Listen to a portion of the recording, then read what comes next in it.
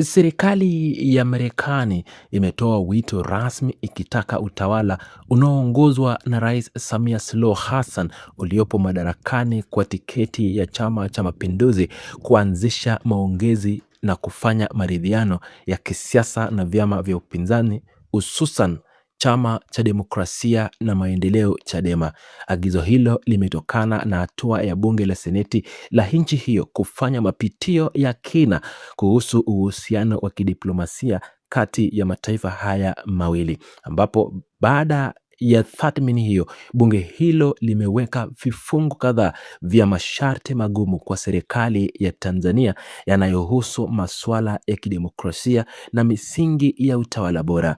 Takwa hilo kuu la kisiasa limejumuishwa kisheria katika fasihi la pili kifungu cha 4 cha kifungu cha 7 cha muswada wa mapitio ya uhusiano wa pande mbili uliowasilishwa rasmi mbele ya bunge hilo mnamo tarehe 17 ya mwezi huu wa Juni mwaka 2026. Kifungu hicho cha kisheria kinaeleza kwa uwazi umuhimu wa kuanza mara moja kwa mazungumzo kati ya viongozi wa serikali na viongozi wakuu wa vyama vya upinzani ili kujadili maridhiano ya kitaifa, ikiwa ni hatua ya lazima kufuatia matukio makubwa ya furugu na machafuko yaliyojitokeza wakati wa mchakato wa uchaguzi mkuu uliopita wa tarehe 29 ya mwezi Oktoba mwaka 2025. Hatua hii inachukuliwa na serikali ya Marekani kwa upande mwingine inaonekana kuendana na kuunga mkono kauli ya pamoja na msimamo uliowahi kutolewa hapo awali na Rais Samia Suluhu Hassan, ambaye tangu wakati akiapishwa kushika nafasi hiyo ya juu na hata katika hotuba zake za baadaye alionyesha nia na utayari wa kuanzisha mchakato wa maridhiano kati ya taifa ya pamoja na kutangaza mpango wa kuunda tume maalum ya maridhiano kwa lengo la kuimarisha umoja, amani na mshikamano miongoni mwa Watanzania. Pamoja na nia hiyo ya kiutawala, masharti haya mapya kutoka nchini Marekani yanatajwa kuwa yanaweza kupokewa vibaya na kukataliwa na baadhi ya wanaharakati wa haki za binadamu, wanasiasa wa upinzani pamoja na sehemu ya raia wa Tanzania. Upinzani huo unaotokana na mtazamo wa makundi hayo ambayo tangu kabla, wakati na baada ya kukamilika kwa furugu za uchaguzi mkuu wa tarehe 29 mwezi wa Oktoba mwaka jana, yamekuwa yakipinga vikali kufanyika kwa aina yoyote ile ya maridhiano au mazungumzo hapa nchini, kwa madai kuwa kiongozi mkuu wa nchi aliingia madarakani kwa kutumia nguvu ya vyombo vya ulinzi na usalama hadi kufika hatua ya kuapishwa ndani ya viwanja vya jeshi kuu, jambo linalofanya mchakato huo kukosa uhalali wa kidemokrasia mbele yao. Hatua hii ya bunge ya Seneti la Marekani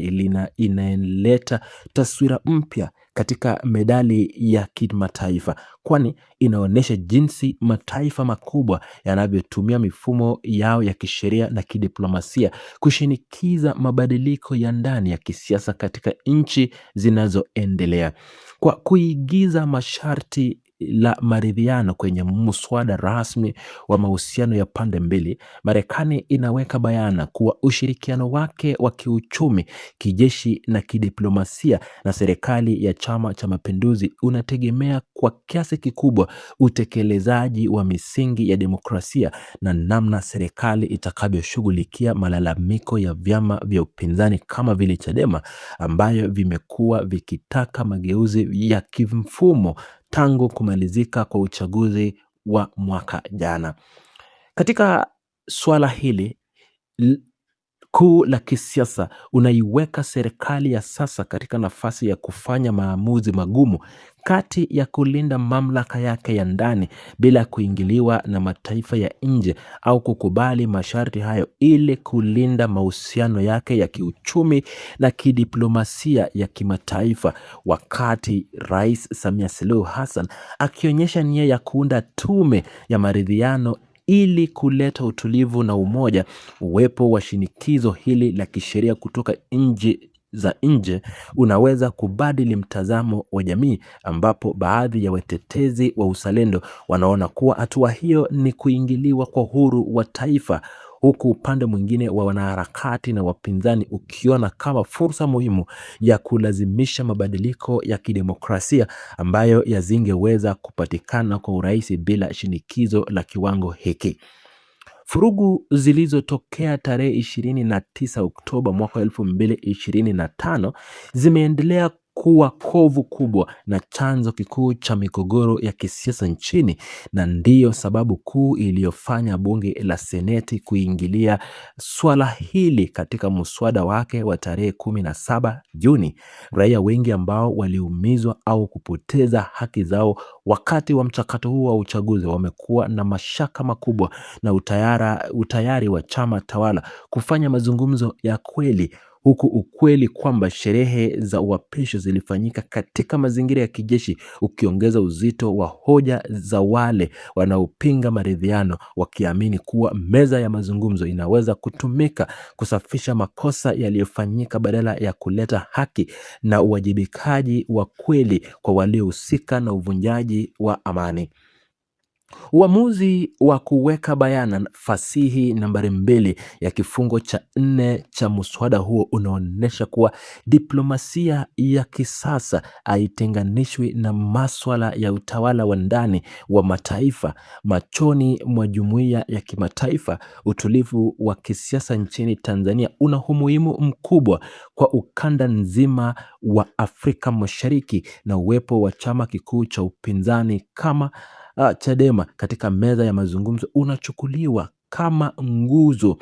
kuu ya kuhakikisha uwepo wa amani ya muda mrefu. Hata hivyo, changamoto inabaki kwa vyama hivyo vya upinzani na wanaharakati ambao msimamo wao dhabiti wa kukataa maridhiano unaweza kukwaza mchakato huu, huku wakidai kuwa suluhu ya kweli haipatikani kwa kuzaa meza moja na utawala wanaoona kuwa uliingia madarakani bila kufuata misingi safi, kura ya wananchi.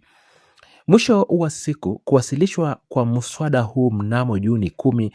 tarehe 7 mbele ya Seneti ya Marekani kunafungua ukurasa mpya wa majadiliano ya ndani miongoni mwa Watanzania, wanasiasa na wachambuzi wa maswala ya kigeni. Kila upande unalazimika kutathmini upya athari za muda mrefu za msimamo wake, huku serikali ikitakiwa kuonyesha kwa vitendo utekelezaji wa ahadi za Rais Samia Suluhu Hassan za kuleta utulivu wa kitaifa kupitia tume hiyo ya maridhiano, huku ikikabiliwa